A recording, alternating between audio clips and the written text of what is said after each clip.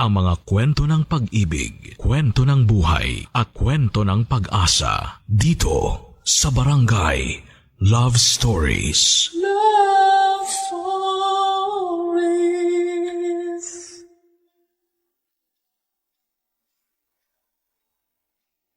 Lahat naman ng nagmamahal ay nakakaranas ng kabiguan.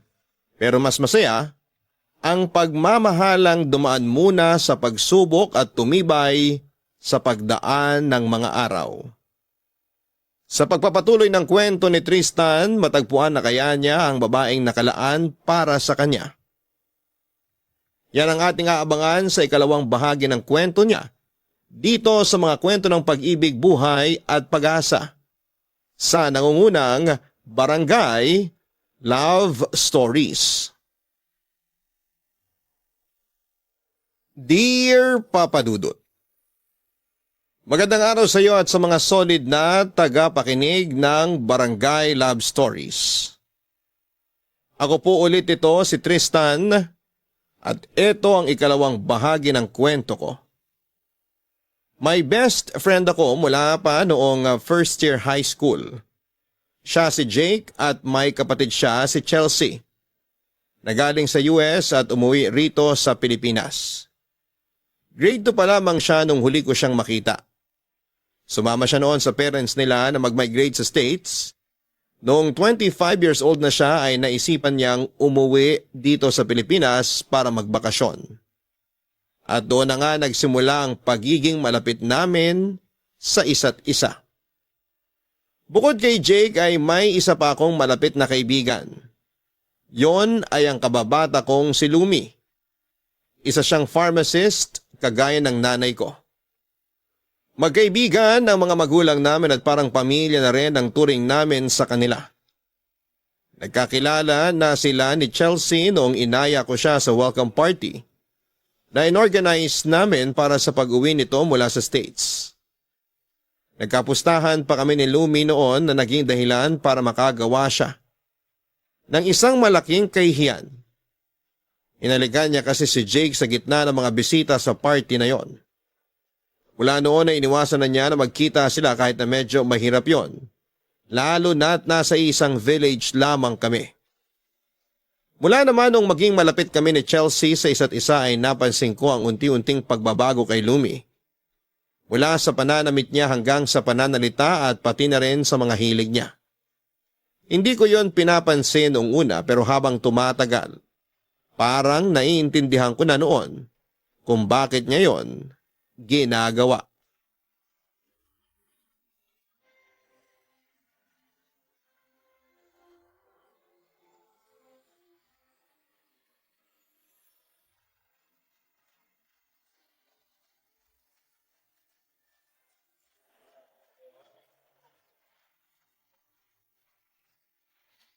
Buti naman sumama ka lumabas ngayon. Para kasing lagi ka nalang nakakulong sa bahay niyo eh. Nagsumbong na naman ba sa'yo si Mama? Parang gano'n na nga. Si Mama talaga oh. Ano ba kasing problema mo? Ba't ka nagmumukmok? Well, I've been busy. Wow!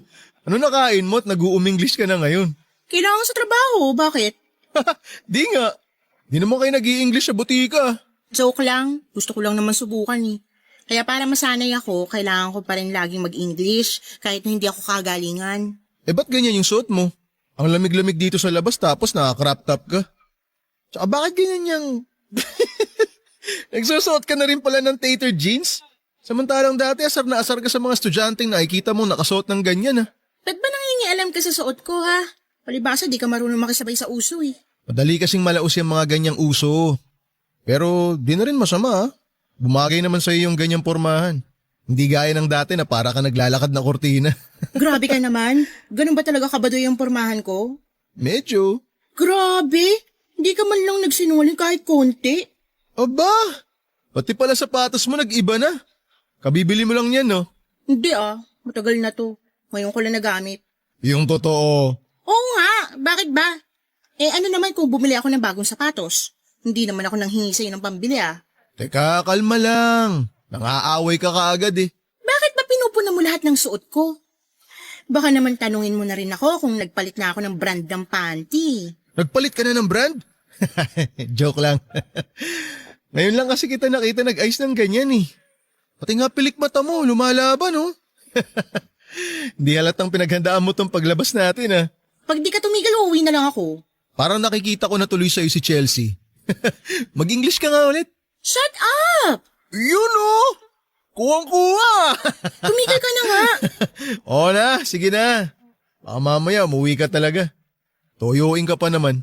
Kumusta na nga pala kayo nun? Nino? Ni Chelsea? Ay, okay naman. Ba't mo na itanong? Wala lang. Lagi pa ba kayong lumalabas ng kayo lang? Kung date yung tinutukoy mo, hindi na. Hindi na kami lumalabas ngayon. Sus, hindi ako naniniwala sa'yo. Baka nga mamaya tumihaya na pala sa'yo yun eh. Hoy, ikaw napakadumi ng utak mo. Wala pang nangyayaring ganun ha. Baka ikaw, kayo nung manliligaw mo. Mas malabo yung sinasabi mo. Di pa nga kami nagkikita ulit eh. Eh paano kanya nililigawan? Sa chat? Hina naman nun? Huwag ka nga basher dyan. Siya na nga lang yung nanliligaw sa akin tapos hindi mo pa susuportahan.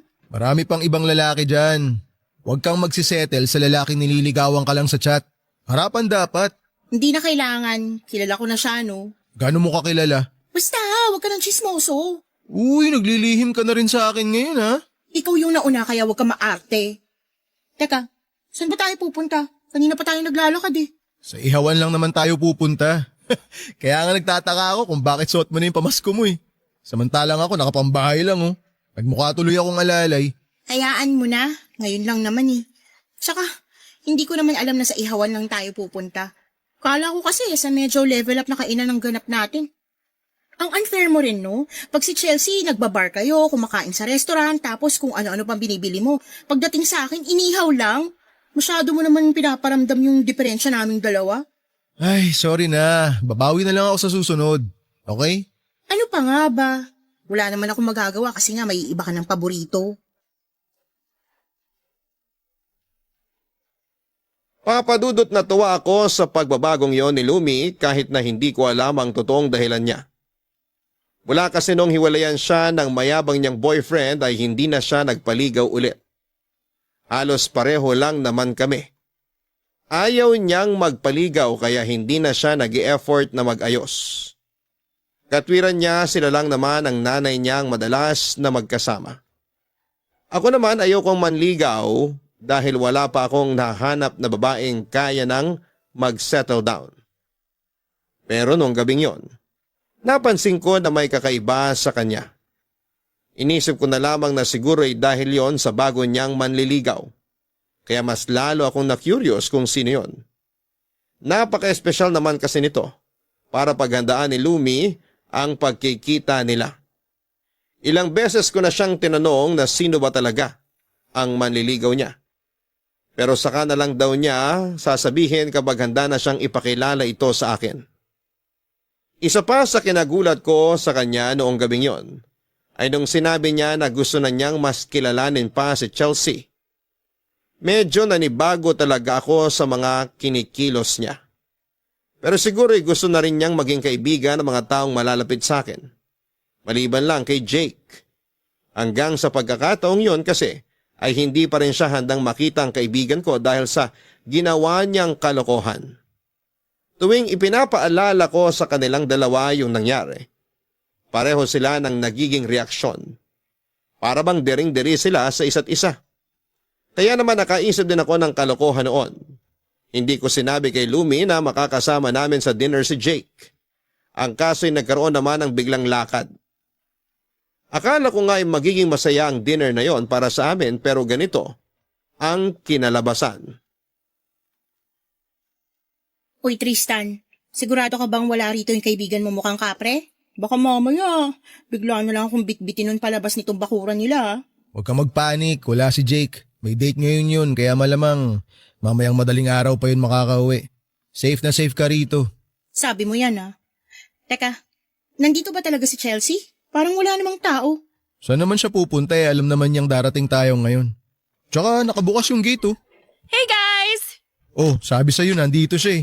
Excited ka kasi masyado. Che! Hi Chelsea! Hi, thanks for coming. Oh, you look so pretty. Thanks! Medyo hindi lang kasi ako nakapaghanda ng party mo. Ito kasing best friend ko, basta na lang ako sinama. Di man lang nakonsensya na mukhang ewan yung suot ko nung haharap ako sa inyo. Oh, come on, don't worry about it. I thought you looked really good. O, kita mo na. Si Chelsea na nagsabi sa'yo na okay naman yung itsura mo nung party. Tsaka, ba't di mo na lang aminin na pinaghandaan mo talaga tong gabing to? Don't mind him. This is just my normal get-up. Wow! Pinanindigan mo talaga yung pag-i-English mo, ha? Huwag ko nga epal dyan. So, shall we go inside? Food's ready. Come on in. Salamat. Mukhang nahuli na kami ng dating, ha? Hindi ka na namin natulungan sa paghahanda ng pagkain. No worries. You're here as my guests. Just get comfortable. Drinks are in the fridge, so take whatever you want. And if you're hungry, dinner's ready. Ganito dapat yung kinakaibigan eh. Chelsea, di ba sabi mo kanina ang ganda-ganda ko? Pwede bang sabihin mo ulit yun? Ang sarap pakinggan eh. Konti na lang iuuwi na kita sa inyo. Di na naman to nakainom ng gamot niya sa hiya eh. Chelsea, pagpasensya mo na tong kababata ko ha. GGSS din kasi. GGSS? What does that mean? Gandang-ganda sa sarili. Pero hayaan mo siya. Magaganda naman talaga tayo. Girl, I love your energy. Nasaan nga pala mga kasambahay niyo? They took the day off. Ibig sabihin, ikaw naghanda nitong lahat? Yep. Galing mo naman. In fairness mukhang magaling ka rin magluto. Not really. Kain na tayo. Sarap ng mga pagkain oh. Isabay na lang natin yung kwentuhan habang kumakain. No worries. Kayang-kaya naman kitang sabayan sa pagiging Englisher mo eh. Charot. Wait, what does that mean? I'm just kidding. Never mind. Okay. Just go ahead and have a seat. Make yourselves comfortable. Thanks. How long have you been friends? More than a decade na. Mas matagal pa nga kaming friends kesa sa kanila nung kuya mo. Hoy, Lumi! Huwag mong ituloy. Parang tanga to. Shucks, muntik na. Next question, please. Chelsea, huwag mo na lang pansinin yung ibang sinasabi ni Lumi ha. Minsan talaga may sariling mundo to eh. Okay. But I gotta say, I love her sense of humor. By the way, your name is really cute. Is it really just Lumi, or is that your nickname? It's actually Lumiere. Ewan ko ba kasi sa nanay ko at Lumi pang tinawag sa akin. Nagtunog pagkain tuloy. Tapos tong buhok ko kasing kulot pa ng instant noodles, kaya kuwang-kuha ni Tristan yung pika ko pag nag-aasaran kami. Pangit, diba? Are you kidding? Your hair looks so good. It is so you. Sabi ko nga. Oh, narinig mo? Suits me well daw, kaya tigil-tigilan mo na tong buhok ko Grabe, di man lang nagpa-humble. Huwag kang kontrabida, pwede. Nag-uusap kami, oh. Alam mo, pag kami naging close, huyo ka na sa akin. Nga pala, Chelsea, baka may kakilala ka sa US na pwedeng jowain para naman makaranas ako magkajowa ng foreigner na pupuntahan ako dito sa Pilipinas tapos sasalubungin ko sa airport tapos mabuhatin niya ako at isasayaw sa ere. Well, I have some friends in San Francisco. Just hit me up if you want their deets. Uy, talaga? Ay, kaso ang layo eh. Wala akong pambili ng ticket. Buti sana kung pwede mag-tricycle papuntang US, diba? Tsaka joke lang talaga yun.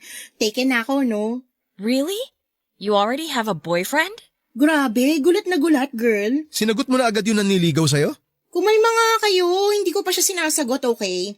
Pero malapit na, kaya parang boyfriend ko na rin siya.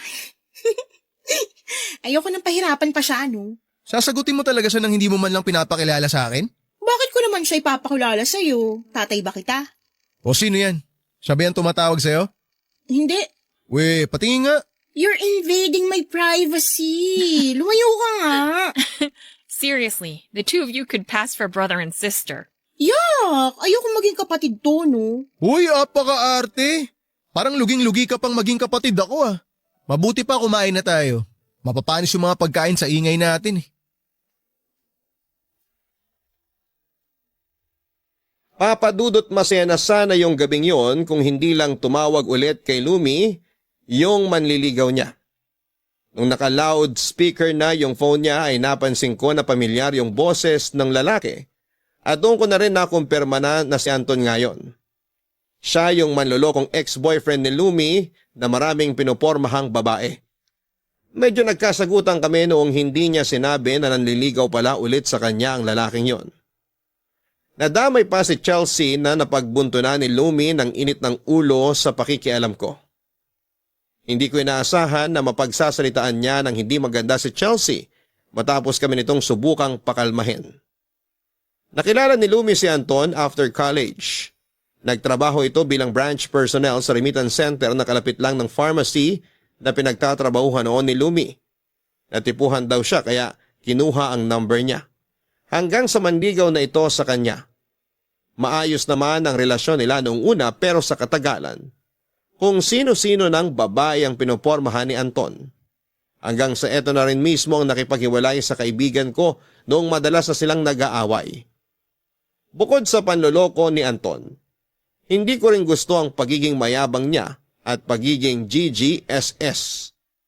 Hindi naman siya kagwapuhan pero akala niya lahat ng babaeng makakasalubong niya ay mapapatingin sa kanya at maakit niya kaagad. Isa pa'y masyadong mahalaga sa akin si Lumi kaya gusto kong mapunta siya sa matinong lalaki.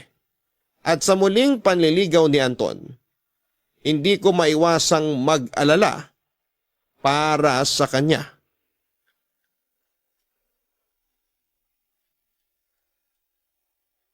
Papadudot mula noong malaman ko na si Anton pala ang nanliligaw kay Lumi.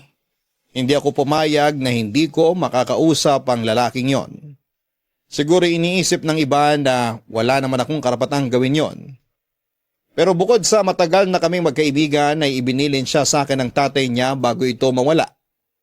Kung hindi rin daw kami ang magkakatuluyan, sana raw ay tulungan ko si Lumi at huwag hayaang mapunta sa mapanakit na lalaki. Pero kahit siguro hindi yon sinabi sa akin ng tatay niya ay gagawin ko pa rin. Ganon siya kahalaga sa akin, Papa Dudut. Kung pwede nga na ako na lamang ang ikasal sa kanya ay matagal ko na siyang pinakasalan. Ang kaso ay hindi ko naman siya nakikita bilang isang babaeng makakasama ko ng buong buhay ko. Si Chelsea naman, Papa Dudut, ay hindi na rin maiwasang magtaka kung bakit gan na lamang ako ka-concerned kay Lumi.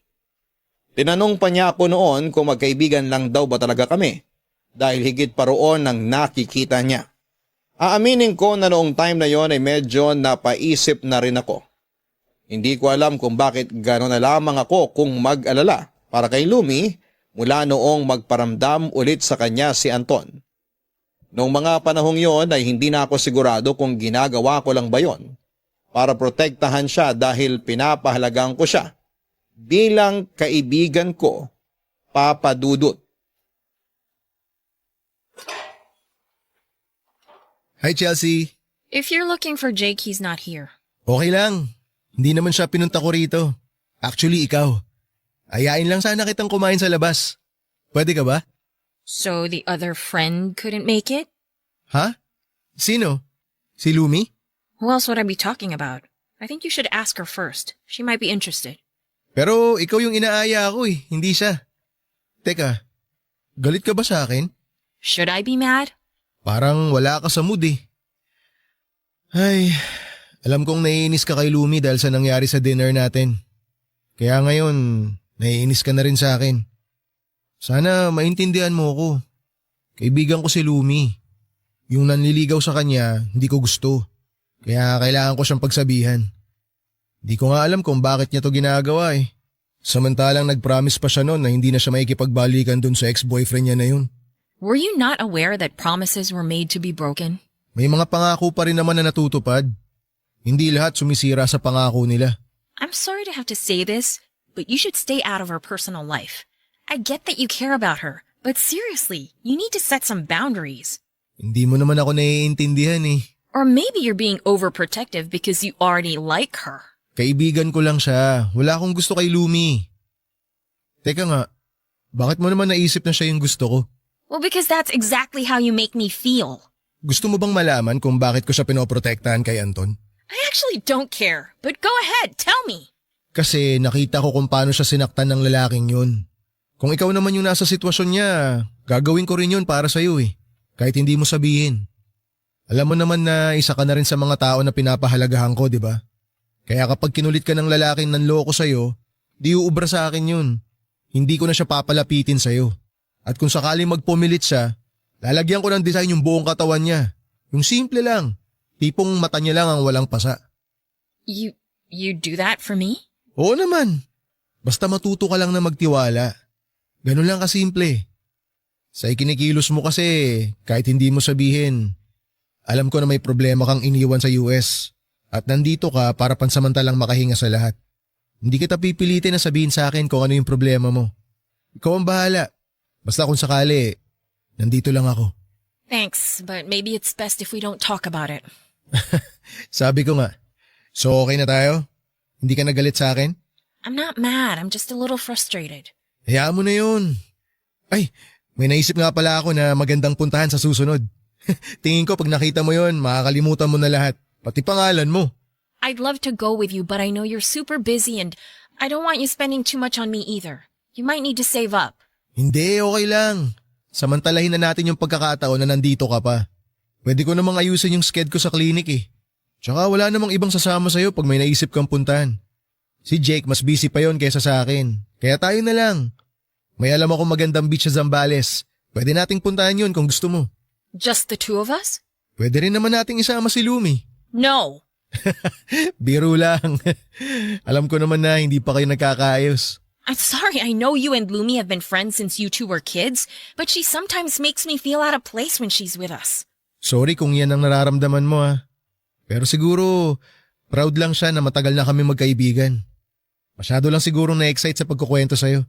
No, I think she's just insecure. I get the vibe that she doesn't like me. And if it weren't for you, she wouldn't even want to be friends with me. Pagpasensyahan mo na muna. Tingin ko kasalanan ko to eh. Mula kasi nung dumating ka, tayo na yung laging magkasama. Kaya ayun, nagtampo siya sa akin. Pero maniwala ka, magkakasundo rin kayo nun. Hindi pa lang siguro ngayon. Mabait naman si Lumi.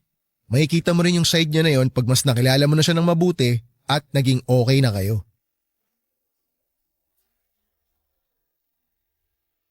Papadudot muli na naman akong naguluhan sa ipinapakita sa akin noon ni Chelsea. Hindi ko alam kung nagsiselos ba siya o talagang ayaw niya lang kay Lumi. Nilinaw naman niya na hindi siya interesado sa akin at hindi ako yung tipo niyang lalaki noong bago pa lamang kami magkakilala. Mukhang ayaw niya pa talagang makipagrelasyon. Pero hindi ko maintindihan kung bakit niya ipinaparamdam na gusto niyang palagi kaming magkasama. At mas maraming oras yung ilalaan namin sa isa't isa. Kung ikukumpara siya sa handwriting ko, mas magulo pa siya roon. Dumagdag pa noon yung pagtatampo sa akin ni Lumi. Umabot na nga ng halos 2 linggo na hindi ako kinakausap ni Lumi. Sinubukan ko siyang kausapin pero palagi niya akong iniiwasan. Ilang beses na rin niyang sinabi na huwag akong makialam sa mga desisyon niya. Pero hindi ko naman mapigilan ang sarili ko. Mas lalo pa akong nag-alala noong sinabi niya na seryoso na siya kay Anton at balak na niya itong sagutin. Hanggang sa hindi ako nakatiis, papadudot. Gumawa ako ng paraan para makontak si Anton at harapan ko siyang kinausap tungkol sa intensyon niya sa kaibigan ko. Ginawa ko yon kahit na alam ko na posibleng mag-away na naman kami ni Lumi.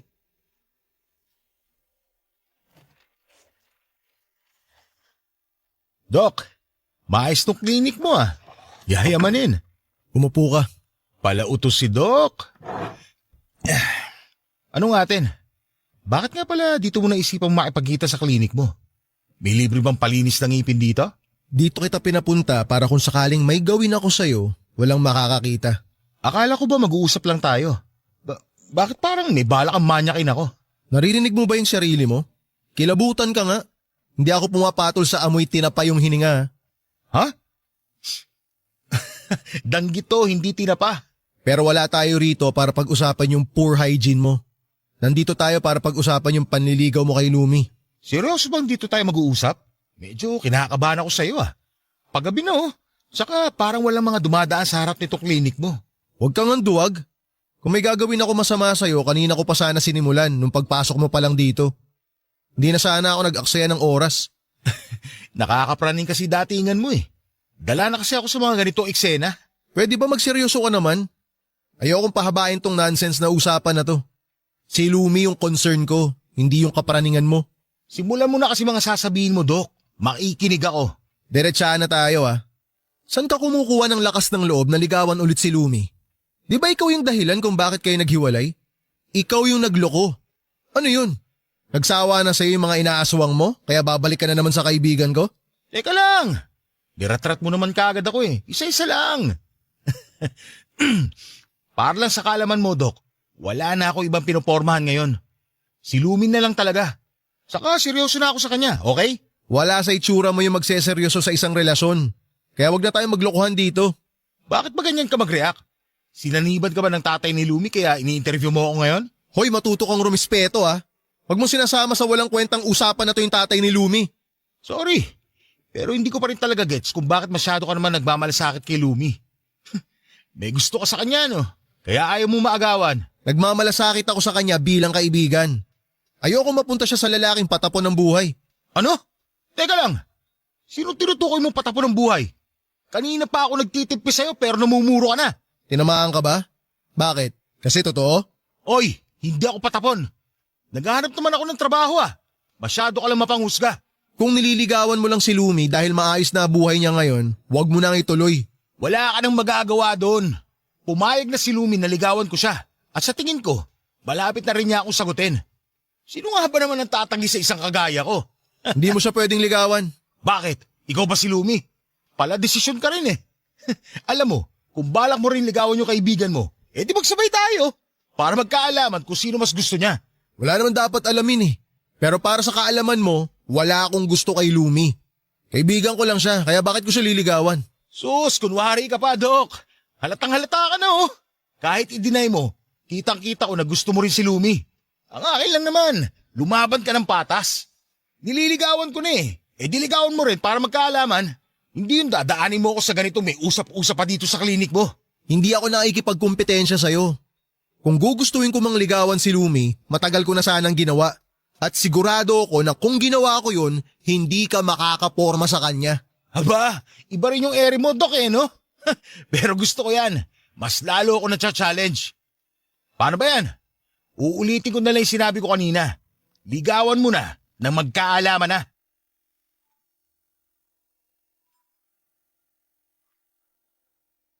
Papadudot, bago ko kausapin si Anton ay nalaman ko na natanggal pala ito sa remittance center na pinagtatrabahuhan nito dahil sa kalokohang ginawa habang nasa oras ng trabaho. Naging pasyente ko kasi sa klinik ang katrabaho ni Lumi. Siya raw ang pinakamalapit kay Lumi sa trabaho kaya marami na rin itong naikwento. Nagtaka pa nga ako noong una kung bakit parang kilalang kilala niya ako. Yun pala ay madalas akong naikwento sa kanya ni Lumi. Hanggang sa nabanggit niya ang tungkol sa manliligaw ng kaibigan ko. Matapos kong malaman ang tungkol kay Anton ay sinabihan ko siya na huwag nang ikwento sa ibang tao ang mga napag-usapan nilang dalawa dahil hindi maganda kung marami pang makakaalam ng tungkol doon. Sinabi naman niya na ako pa lang ang napagsasabihan noon dahil kilala niya ako bilang best friend ni Lumi. Papadudot, akala ko ay uubra ang pakikipag-usap ko noon kay Anton. Pero sa halip na layuan niya si Lumi ay parang mas lalo ko pa siyang naitulak papalapit sa kaibigan ko na hindi pa rin ako kinakausap ng time na yon. Wala naman akong balak na patulan ng pakikipagkompetensya niya sa paniligaw kay Lumi at nilinaw ko yon sa kanya. Pero sadyang makulit si Anton. Ipinagpilitan niya na gusto ko ring manligaw. Ang malala pa roon, sinabi niya yon kay Lumi kaya mas lalo nang naging magulo ang sitwasyon namin. Noong balak ko na sanang kausapin si Lumi para linawin ang mga sinabi ni Anton sa kanya, ay saka naman nangyari ang isang trahedya. Papadudot.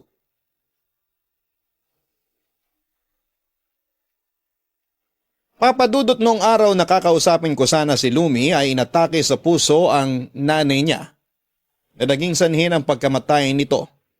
Dahil nasa Visayas pa ang mga kamag-anak nila at hindi agad na makakapunta sa lamay ng kanyang ina, kami ng pamilya ko naging karamay niya. Hindi ko siya iniwanan sa mga panahong lugmok na lugmok siya. Isinantabi ko muna ang sanay pag-uusapan namin dahil hindi yon ang tamang oras para doon. Karamay ang kailangan niya ng time na yon at iyon ang ibinigay ko sa kanya. Nang malaman ni Chelsea ang tungkol sa nangyari, kasama siya ni Jake na nakiramay kay Lumi. Nakakalungkot man pero sa ganong pagkakataon pa sila nagkaayos. Nakita ko kung paano nagpakumbaba si Chelsea ng mga oras na yon. Sinubukan niyang pagaanin ang loob ni Lumi pero masyado lang talagang masakit ang nangyari dahil pareho nang walang mga magulang ng kaibigan ko. Tumulong din siya sa pag-aasikaso ng mga bisita at wala akong narinig na reklamo sa kanya. Nagpasalamat naman noon si Lumi dahil wala na siyang ibang maaasahan na tutulong sa kanya ng mga sandaling yon, kundi kami na lamang na malalapit niyang kaibigan. Nung huling gabi na ng lamay ng nanay ni Lumi, habang abala kami sa pag-aasikaso sa mga nakikipaglamay, saka naman dumating ang isang hindi inaasahang bisita.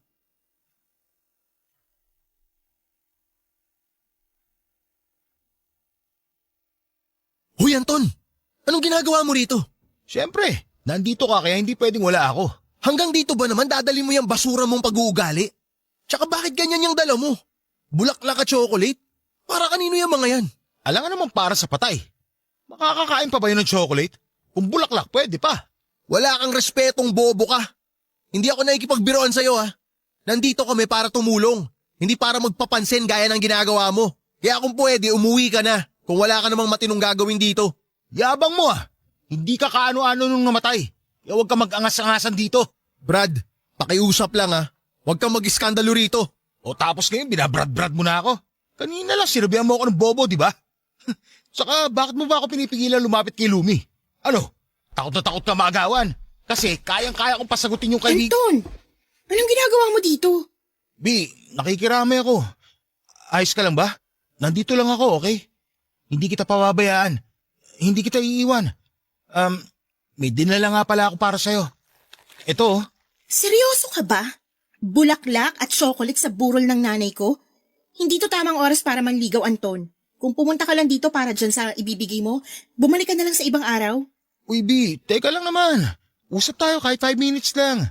Hindi mo ba nakikita? Marami akong asikasuhing bisita na nakikiramay sa akin. Hindi kagaya mo na pansariling interes lang yung pinunta rito. Brad, sige na. Umalis ka na. Kung gusto mo talagang makiramay, wag mo na lang munang kulitin si Lumi. Nagluluksa pa yung tao. Intindihin mo rin sana na wala pa siyang oras para sa ipinunta mo rito. Oo na. Basag trip ka rin eh. Layo-layo ng biniyay ko para lang ibigay ito. Tapos, ay, hindi ko na iuwi itong dala ko. Magmumukha akong tanga sa daan. Iiwan ko na lang to dito sa lamesa. O yan, makauwi na nga. Ay, buti naman umalis na. Ang kulit eh. Ganun ba talaga yun? Parang wala sa katinuan? Pagpasensyahan mo na lang siya. Saka ako na lang siya haharapin pag nailibing na si nanay. Ikaw bahala. Ay, nga pala. May iba ka pa bang kailangan? Baka may kailangan ka pang bilhin. Ako na bibili. Paubos na yung mga biskwit, tsaka yung binili kong kape kanina. Kung okay lang sana, magpapabili muna ako sa'yo. Sabi ko nga ako na bibili, walang problema. Kung may iba ka pang ipabibili, pakilista mo na lang para mabili ko na lahat. Tsaka huwag mo nang alalahanin yung pambili. Kami na bahala ron. Salamat talaga. Hindi ko na alam gagawin ko kung wala kayo ni na tita. Hindi ko to kaya na mag-isa. Ang daya naman kasi ni nanay. Iniwan niya ako agad. Basta kahit anong mangyari, nandito lang kami. Kami ng parents ko. Tsaka sina Chelsea at Jake. Magsabi ka lang ha kung ano kailangan mo. Makakabawi rin ako sa inyo. Sus, hindi mo naman kailangan bumawi sa amin. Ayos lang yun. Alam mo kung usapang bawi, mas kailangan mong bumawi sa sarili mo kahit konti. Tingnan mo, wala ka pang maayos na tulog. Nangingitim na yung ilalim ng mga mata mo. Pwede ka naman magpahinga muna. Nandito pa naman sila Chelsea at Jake eh. Pwedeng sila na munang mag-asikaso sa mga nakikiramay. Saka na ako babawi ng tulog. Nakakahiya naman kung iaasa ko pa yun sa kanila. Tinulungan nyo na nga ako sa mga gastusin dito eh. Huwag ka nang mahiya sa amin. Ano ka ba? Parang pamilya ka na rin namin, kaya walang kaso yun. Okay? Sige na nga. Salamat talaga. Kakausapin ko lang muna yung magkapatid tapos bibili na ako ng mga kailangan dito. Ikaw naman, magpahinga ka na muna. Matulog ka kahit ilang oras lang. Ha? Okay, sige. Ingat ka sa pagdadrive mamaya.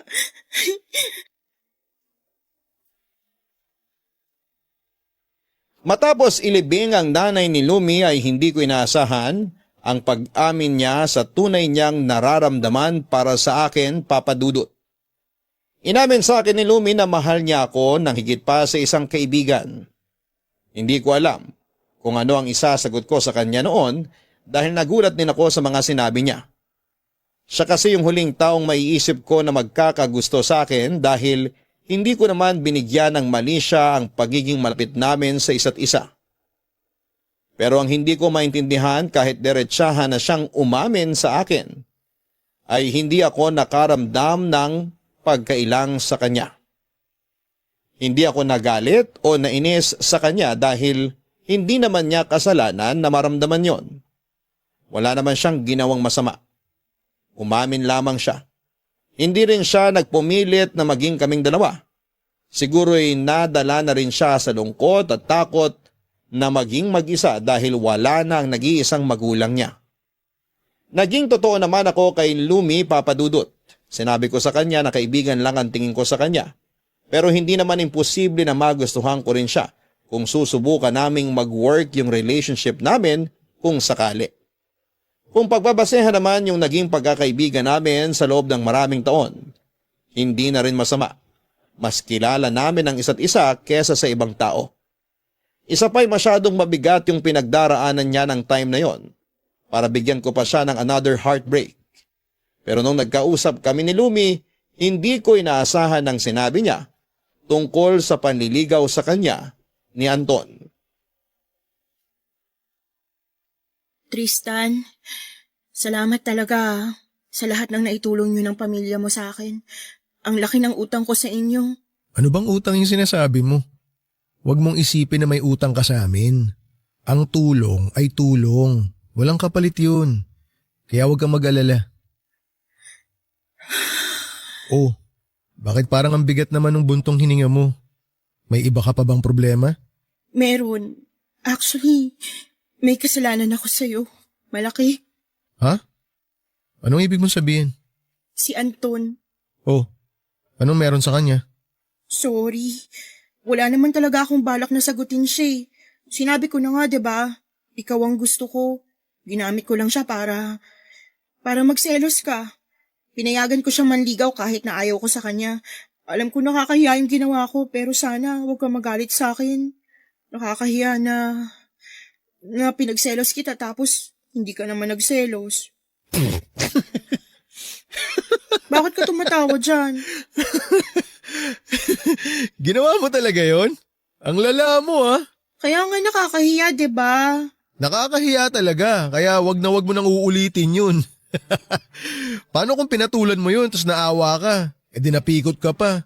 Kaya nga pinatigil ko na siya. Paano kung di tumigil?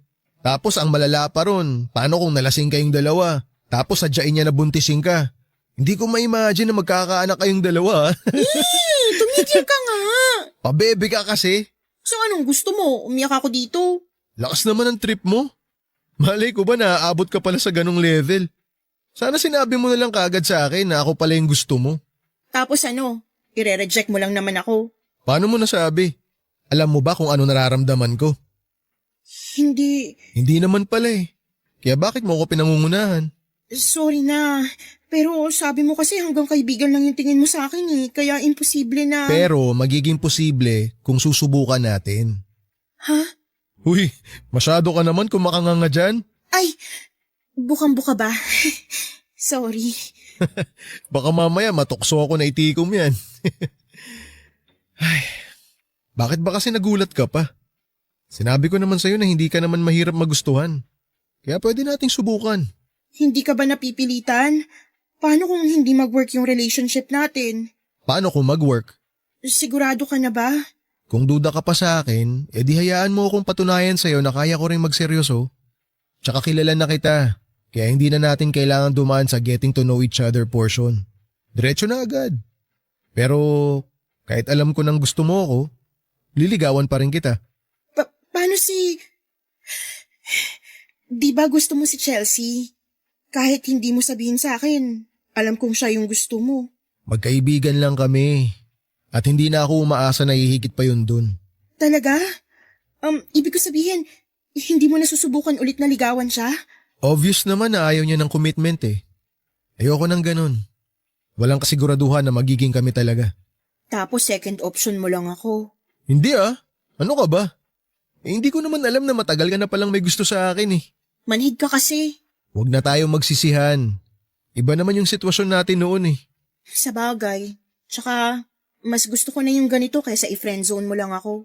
Pero pag-isipan mo muna kung sigurado ka na ba talaga na gusto mo ako maging boyfriend. Hindi na ako magpapaka-hard to get, no? Ano ba yan? Hindi man lang nagpakipot kahit konti.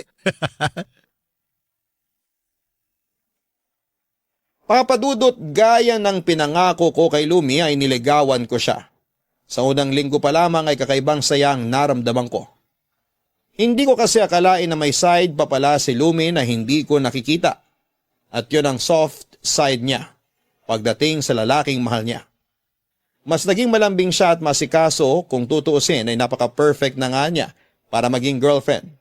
Wala siyang bisyo, masayang kasama at higit sa lahat ay wife material siya. Mula nang simulan ko ang panliligaw kay Lumi ay hindi ko na pinupuntahan si Chelsea. Respeto na rin dahil nililigawan ko na si Lumi. Halos hindi naman makapaniwala si Jake nang malaman niya ang tungkol doon. Akala niya raw kasi ay ang kapatid niya ang bala kong ligawan. Pero nilinaw ko naman sa kanya na hindi ako ang tipo ni Chelsea kaya nirespeto na lamang niya yon. May mga pagkakataon pa rin naman na pumupunta ako kina Jake para makipagkwentuhan. Pero naramdaman ko ang pag-iwas ni Chelsea sa akin. Naging malamig ang pakikitungo niya lalo na nung isinama ko si Lumi doon matapos ako nitong sagutin. Wala naman siyang sinabi na hindi niya kami gusto ni Lumi para sa isa't isa. Pero batid ko na may bahagi sa kanya na gusto pa rin niyang kami yung magkasama. Pero siguro ay nakisama na lang din siya dahil hindi naman niya ako binigyan ng pagkakataon noong sinubukan ko siyang ligawan, Papadudot. Papadudot, noong malaman ni Chelsea na kami na ni Lumi ay hindi na siya nakipag-usap pa ulit sa akin.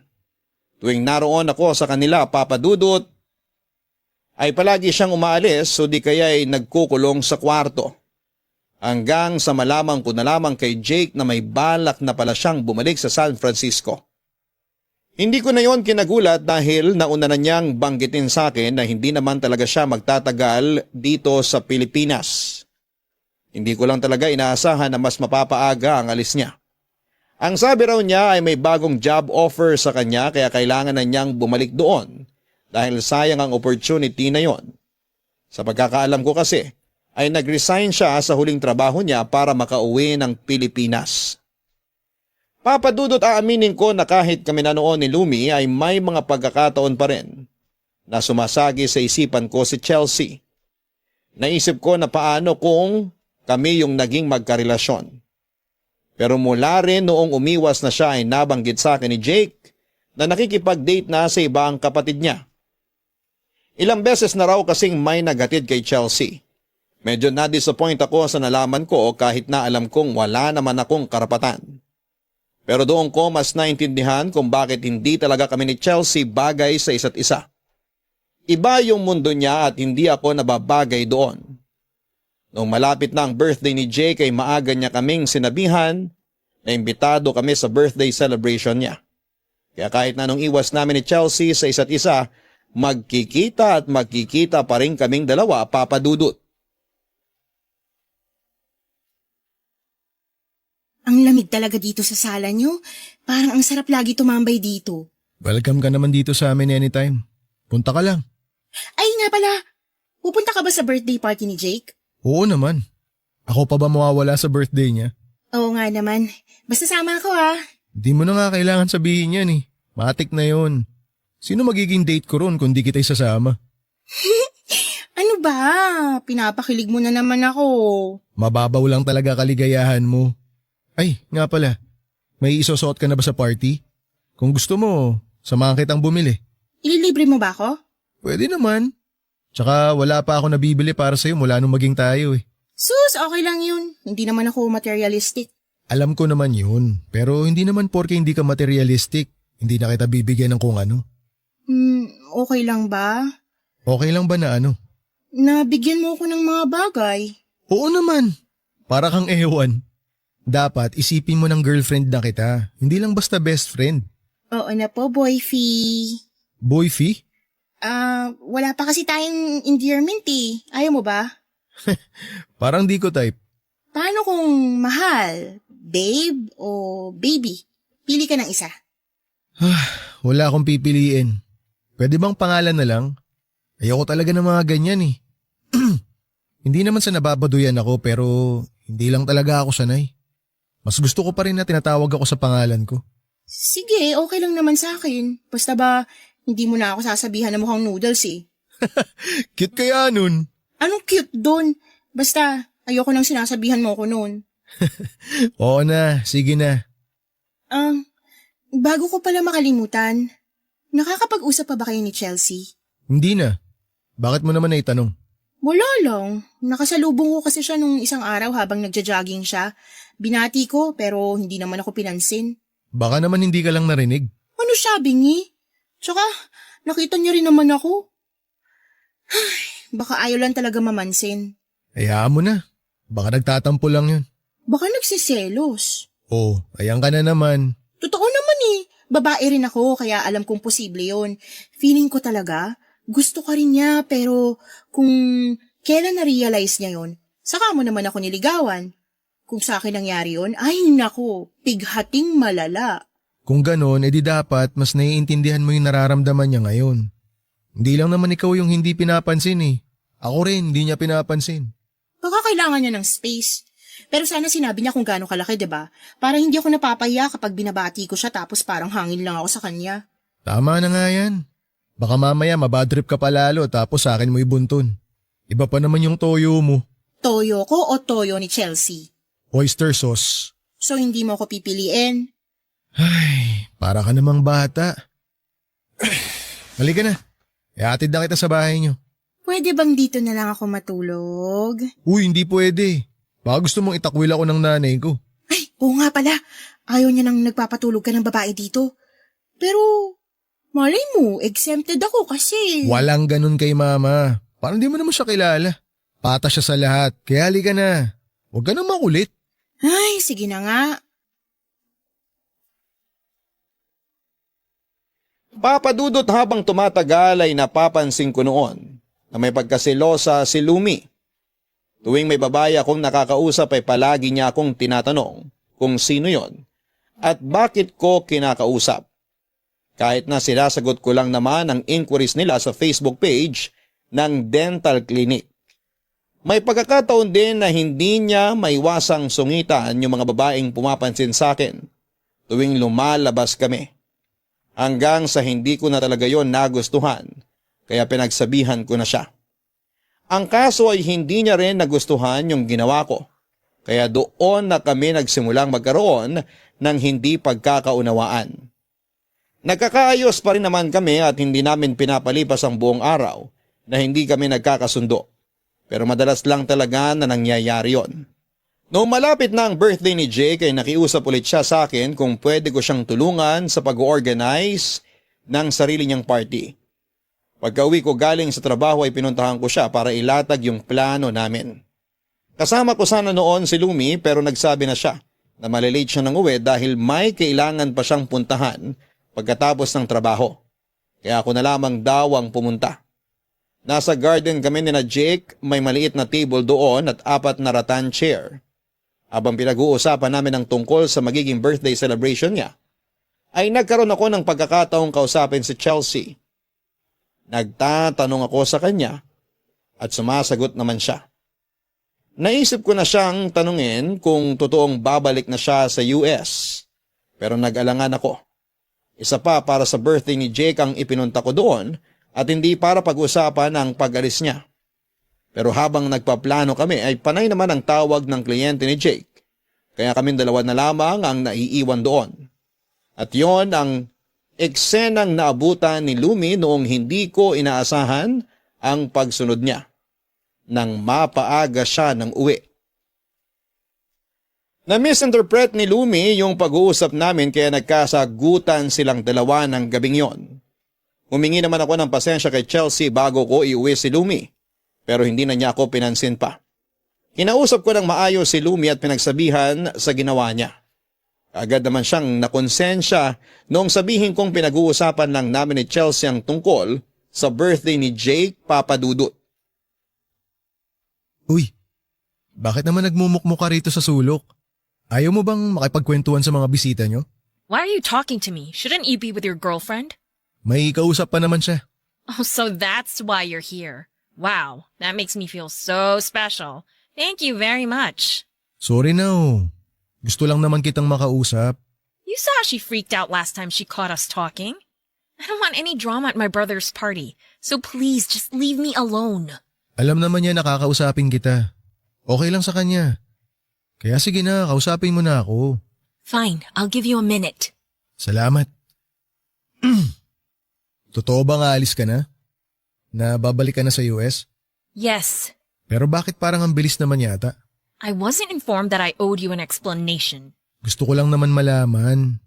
Tsaka may pinagsamahan rin naman tayo kahit papaano. Pwede pa rin naman tayo maging magkaibigan kahit nandun ka na, di ba? No, we can't. Bakit naman hindi? You know exactly why. Ganun ba talaga kahirap na makipagkaibigan sa akin ngayon na kami na ni Lumi? Pwede ko siyang kausapin para maging okay na kayo ulit. But she hates me. Yan ba talaga yung dahilan o baka naman nagsiselos ka? Aminin mo. Why would I be jealous? I don't even like you. And the fact that you're with her just proves that you didn't want Lumi and Anton back together because you wanted her for yourself.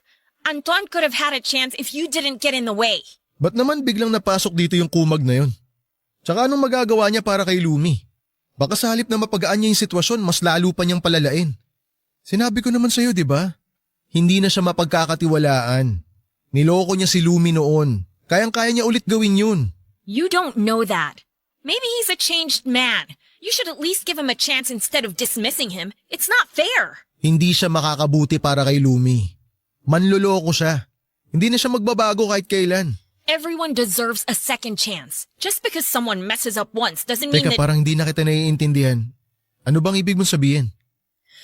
Maybe this is the right time to tell you this. Back in the States, I cheated on my boyfriend. Boyfriend? Paano ka nag-cheat? Di ba sabi mo, wala kang naging karelasyon bago ka umuwi dito sa Pilipinas? I lied, okay? I was actually engaged to my boyfriend of 3 years before I came back. I messed up. He found out that I cheated on him. Bale kayo pa nung may... No, I broke up with him before I flew back to the Philippines. So I was single when we kissed, if that's what you're worried about. Buti naman. Pero bakit ngayon mo lang sinabi sa akin yung totoo? Sana sinabi mo na agad nung nagiging close pa lang tayo. What for? To make a fool of myself? I've had enough, okay? I quit my job because we were working for the same company. I kept it to myself, so why would I share everything I've been through to someone I barely know? Pero sana sinabi mo pa rin para naintindihan kita. Litong-lito ako ng mga panahong yun, Chelsea. Akala ko nga pinaglalaroan mo lang ako eh. Ilang beses mong sinabi na magkaibigan lang tayo pero iba naman yung pinakikita mo. I know I was being selfish, and I'm really sorry. Pero sandali susubukan ko lang intindihin. Base sa lahat ng mga sinabi mo, kung ganun, gusto mo na rin ako nung una pa lang? Yes! O pero bakit aalis ka pa? Mas okay naman pala kung dito ka na lang eh. Gulo lang yung babalikan mo ron. I have to. I need to leave. If I stay, I have a strong feeling I might mess things up for you and Lumi. I really like you, Tristan. But it hurt when you said that Anton would never change. It made me feel like I don't deserve to be happy just because I messed up once and might do it again.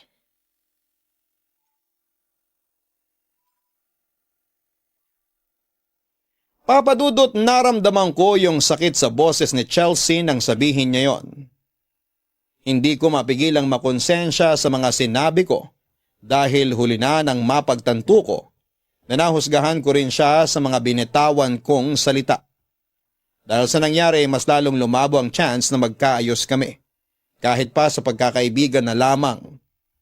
Natuloy ang pag-alis ni Chelsea, Papadudot, pero ang sabi ni Jake, hindi na siya nagpahatid pa sa airport. Hindi siya nagkwento sa kuya niya kaya hindi ko rin sinabi ang mga nalaman ko. Ayoko siyang pangunahan dahil desisyon niya kung gusto pa niyang ipaalam yon sa kapatid niya. Pero noong nakaalis na siya ay parang may naiwang mabigat sa dibdib ko. Kung nalaman ko lang siguro ng mas maaga yung tungkol sa problema niya, baka mas naintindihan ko siya. Papadudot masaya na ako kay Lumi pero hindi ko pa rin maitatanggi na kahit na anong gawin ko ay hindi ko na maaalis si Chelsea sa sistema ko. Kaalis pa lamang niya noon pero parang gusto ko na kagad siyang makita at makausap. Pero kapag ginawa ko yun ay may isang tao naman akong masasaktan. Hindi naging madali sa akin ang sitwasyon na yon. Pero umasa pa rin ako na may magandang mangyayari sa paglipas ng mga araw. Hanggang dito na lamang po muna Papadudot at sana po ay abangan rin ang mga tagapakinig ninyo ang ikatlo at ikaapat na bahagi ng kwento ko. Maraming salamat po sa inyo at sa bumubuo ng Barangay LS. Ang inyong forever kapuso at kabarangay, Tristan. Mga kabarangay, may mga tao na mas gustong mabuhay sa kasinungalingan pero masaya sila kesa sa katotohanan. Pero malungkot naman pala. May mga pagkakataon kasi na kapag pinili ng iba na hindi sabihin ang totoo, ay doon sila mas mapapanatag at doon sila mas makakahinga ng maluwag. Pero ang katotohanan kapag maagang ipinaalam ay mas maraming magagawang magagandang bagay. Ganyan sana ang gustong mangyari ng sender natin na si Tristan. Pero mas pinili ni Chelsea na ilihim sa kanya ang totoo. At sa kanya lang nalaman kung bakit nag-aalilangan ito sa pakikipagrelasyon sa kanya. Kung kailan malabo na ang lahat para sa kanilang dalawa. Hanggang sa muli ako po ang inyong si Papadudot sa mga kwento ng pag-ibig, buhay at pag-asa sa Barangay Love Stories number 1. Sabay-sabay nating pakinggan ang iyong kwento ng pag-ibig, buhay at pag-asa. Ipadala lang sa barangaylovestories@yahoo.com. Nagustuhan ng iyong napakinggan? Ituloy yan via live stream sa www.gmanetwork.com/radio.